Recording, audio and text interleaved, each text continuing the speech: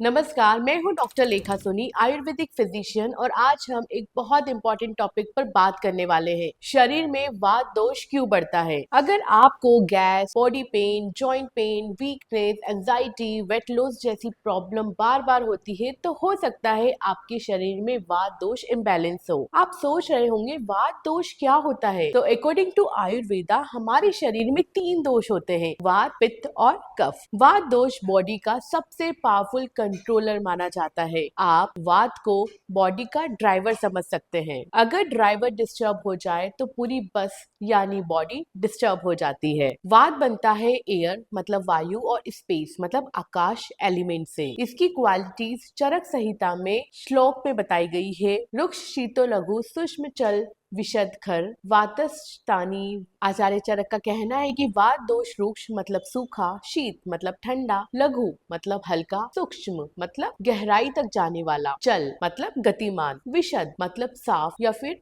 Non sticky और खर मतलब खुरदरा। यह सारी क्वालिटीज होती है। तो वात का नेचर होता है ड्राई, कोल्ड, लाइट और फास्ट मूविंग। इसलिए जब वात बढ़ता है तो बॉडी में ड्राइनेस, कोल्डनेस, ज्यादा मूवमेंट वाले सिम्टम्स देखने को मिलते हैं। तो अब समझते हैं कि वात दोष क्यों बढ़ता है। सबसे पहले आता है गलत खान पान मतलब रॉन्ग डाइट। अगर आप ज्यादा ड्राई, कोल्ड या लाइट फूड खाते हैं जैसे चना, बेसन, dry snacks, cold drink, fridge का खाना, तो ये सब वात दोष को बढ़ाते हैं। दूसरा होता है इरेगुलर लाइफ स्टाइल मतलब अनियमित दिनचर्या। कभी भी खाना, लेट नाइट सोना, मील्स को स्किप करना, ये सब इनडायरेक्टली या डायरेक्टली वात दोष को डिस्टर्ब करते हैं। तीसरा है एक्सेसिव थिंकिंग एंड स्ट्रेस। तो ज्यादा सोचना, चिंता करना, ओवर थिंकिंग, ये माइंड में वात दोष को बढ़ा देते हैं जिसकी वजह से एंजाइटी और इंसोम्निया होता है। चौथा है ज्यादा फिजिकल एक्टिविटी या ओवर एक्सरसाइज करना। तो लिमिट से ज्यादा वर्कआउट या मेहनत करने से या बहुत ज्यादा पैदल चलने से शरीर में वात दोष बढ़ जाता है। पांचवा है नींद की कमी, लेक ऑफ स्लीप। तो लेट नाइट जागना या इम्प्रॉपर स्लीप लेना वात इम्बैलेंस का एक बहुत बड़ा कारण होता है। छठा है मौसम का असर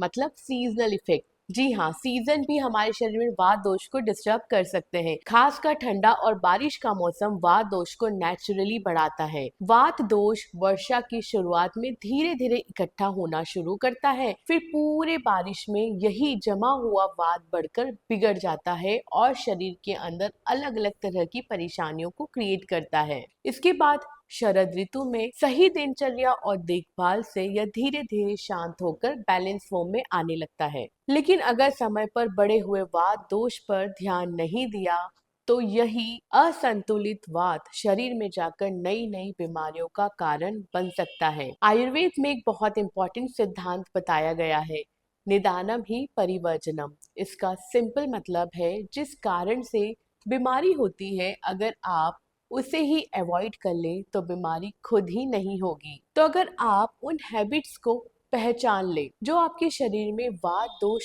बढ़ा रही है, जैसे गलत खान पान, इरेगुलर रूटीन, स्ट्रेस या नींद की कमी, और उन्हें धीरे धीरे अवॉइड करना शुरू कर दे तो आपका वात नेचुरली बैलेंस होने लगेगा। और जब वात बैलेंस में रहेगा तो वही वात जो डिसीज क्रिएट कर रहा है वही आपकी बॉडी को हील और प्रोटेक्ट भी करेगा। इसलिए याद रखिए, कॉज हटाओ, डिसीज अपने आप हट जाएगी। अगर आप भी वात इम्बैलेंस से जुड़ी प्रॉब्लम फेस कर रहे हैं तो अभी नीचे दिए गए नंबर पर अपना अपॉइंटमेंट आयु लिखा आयुर्वेदिक हॉस्पिटल में बुक जरूर कराएं। वीडियो हेल्पफुल लगे तो लाइक, शेयर एंड सब्सक्राइब जरूर करें।